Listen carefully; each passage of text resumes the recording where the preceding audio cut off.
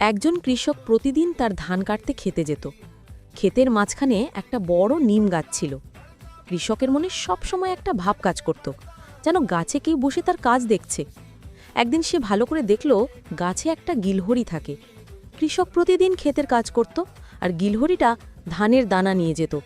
কৃষকের রাগ হচ্ছিল, আমার ফসল চুরি হচ্ছে।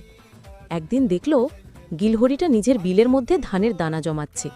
তখন কৃষকের বুঝতে পারল গিলহরিটা মা হতে চলেছে, আর তার বাচ্চাদের জন্য খাবার জমাচ্ছে।